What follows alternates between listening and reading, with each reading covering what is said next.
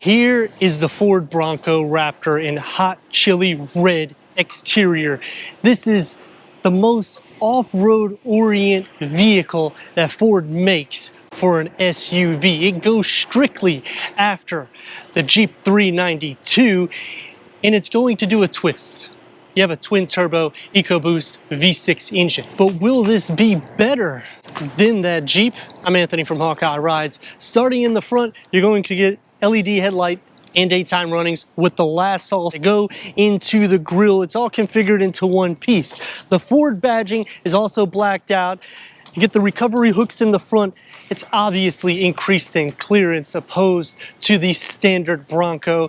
And it's going to have a 13-inch in the front for the wheel travel and 14-inch in the rear. That's 60% up front and 40% more in the rear for response than a standard Bronco. So just imagine what you're getting with these upgraded tires. These are 37-inch with 17-inch dark carbonized gray alloy wheels, beadlock capable forged wheels, so they're lighter weight. And clearance has increased to over 13 inches with a performance suspension like no other. That includes the Haas 4.0 with Fox Live valves. That's the 3.1 internal bypass semi-active dampers. In easy terminology, this is going to tackle everything. Underneath the hood is a 3.0 liter EcoBoost V6 twin turbo, producing 418 horsepower and 440 pound-feet of torque compared to the 10-speed automatic transmission.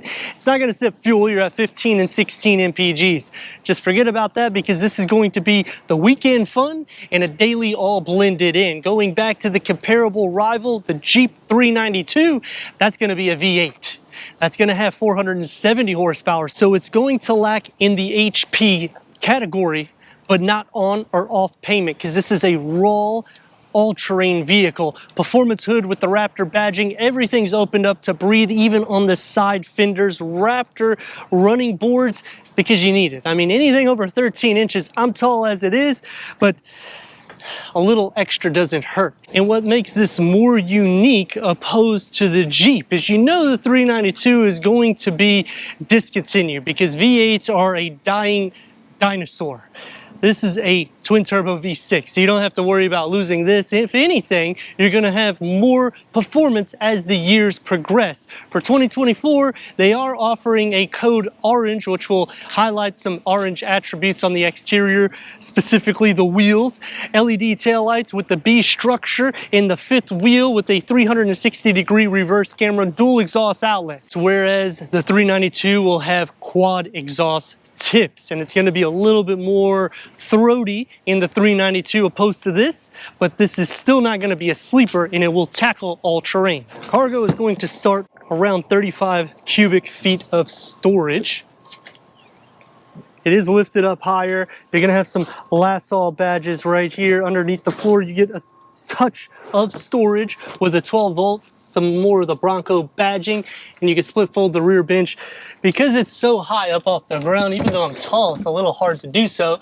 It splits at a 60-40 split, which will increase cargo to 83 cubic feet, towing up to 4,500 pounds, which is an increase over the standard Bronco. We need to go inside, start it up, so you can hear that exhaust note.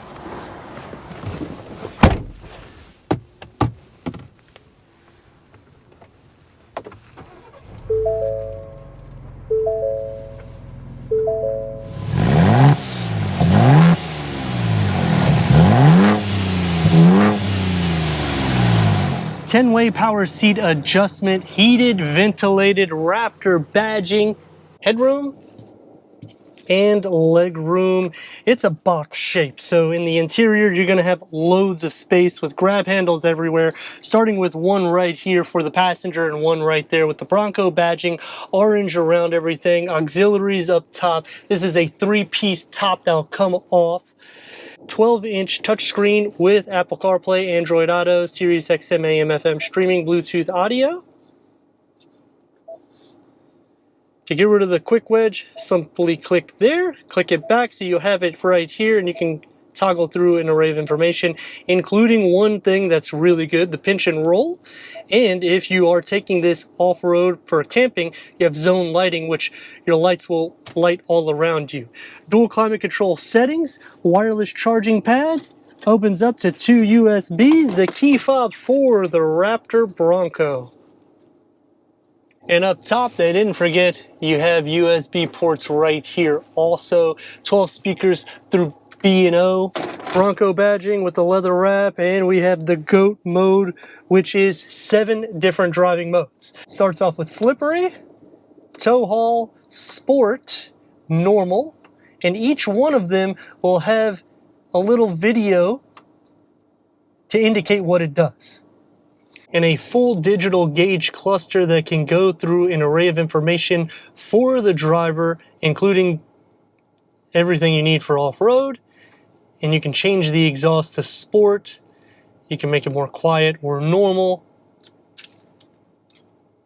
And you also have the Raptor mode button right here, which will be the sweet spot button to tailor the way you like for off-road and on-road performance. Leather wrap steering wheel with the 12 o'clock. Raptor badging, multi-function, adaptive cruise control, lane keep assist with the paddle shifts. Unfortunately, they're plastic. That's one department that I wish they would fix. Grab handle with Bronco badged out, and the B's for the air vents. To put the windows up and down is right here because these doors are removable. Raptor badging yet again that opens up into a storage pocket that this lifts up, and it gets pretty deep down in there with a 12 volt. And here's where you would put your wires if you're running anything there. The door panel is going to be everyday materials except for this little touch here, and you got a large area for storage. For the back seats, headroom and leg room, you're going to be sitting up quite a bit from the front.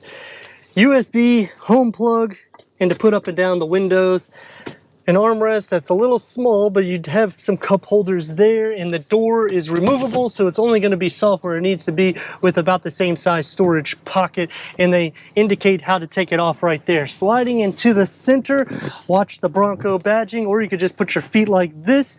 Your legs will be sitting up in the air. And you have enough feet space. You're not going to be playing footsie. Butt and shoulder space is also relatively good. And the same thing for headroom. The Raptor is good for anyone that's over 6 foot tall. 418 horsepower, 440 pound-feet of torque. This is Ford's performance variant at its best. For 2024, there isn't really any changes except for the code orange, which will be more of a trim type of aesthetics. So optioning a 23, if they're still on the lot, you might be lucky to find some. You're going to score a good deal.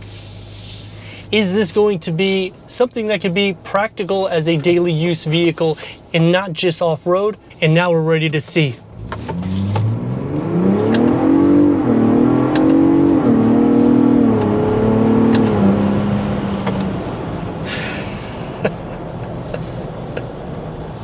She's fast. Boy, she's fast. Dynamically, not so good, but that EcoBoost twin turbo will put a smile on your face. And I have reviewed the Land Rover Defender V8 and a lot of the 392 Jeep Wrangler, and that is one of my favorite variants until I went to the Defender V8 and I was blown away, whether you go 2-door or 4-door, which with the Bronco and the Jeep, you can only get 4-door options because of how much power is underneath the hood of the vehicles. But when you go into the Land Rover Defender, you can get a 2-door, which is a little bit more unique and it's a little bit more quiet. If you want the exhaust note to be screaming, you're gonna have to go to the 392, unfortunately. It's gonna take me to some pros and cons. Starting with the pros, ground clearance is awesome. I like the sit to this a lot better than the standard Bronco. And I mean, it's Ford performance, so look what you got.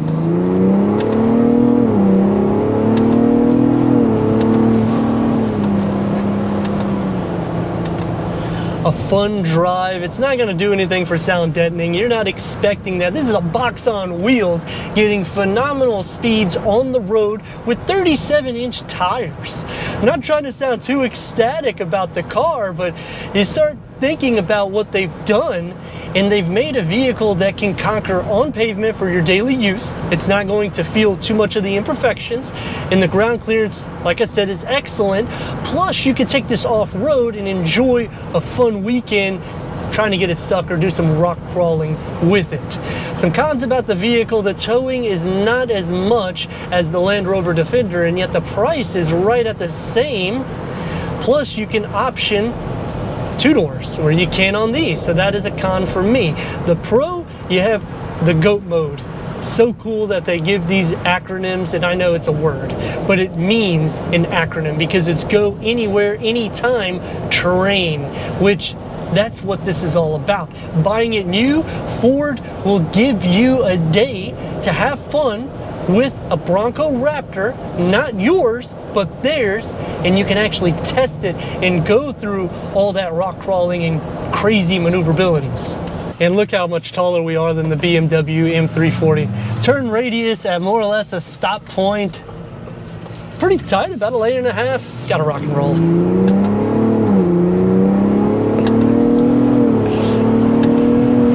It's just fun to see the power that you get out of this type of a vehicle for a daily use. If you're running late, need to pick up people, you have plenty of room in the interior. Going back to the rival perspective, the only thing that this vehicle is neglecting is a V8. I could see buyers saying, man, if this had a V8, if it had the same thing like the 392 or the Land Rover, I'm all in, because you get a little bit more interior space. It's more all-terrain in the interior, except the Land Rover, they actually weatherproof test it in such cold environments that you can leave the doors open and it won't hurt anything in the vehicle, and that's at freezing temperatures. I'm sure the same thing was done with the Bronco. The nice thing here too is you don't have carpet. Spray it out, open it up, let it go. And the one big problem that I have is when you're getting to this variant, because of the price, you hear a lot of road noise. It's lifted up more so. You have these huge tires, so that's going to make a factor there. But it's still a smooth ride, which is kind of weird when you're thinking about it, because typically when you're putting these type of wheels and this high off the ground, it's going to start feeling a little bit less soft. But the suspension is actually more forgiving. The seats are comfortable. It would be nice to get more power seat adjustments, because again, you're at a price point that's right at $100,000. And when you're paying these numbers to get it fully loaded, you don't just want a huge big screen TV. You want to have a few amenities to take care of you for your day in and day out use. But let me know your thoughts in the comments. And if you're new to the channel, consider subscribing. Check out the next video, merchandise, website, and Instagram. Leave a comment and a like. And I'd like to thank Alexis of Wesley Chapel for giving us this Ford Bronco Raptor for our car review.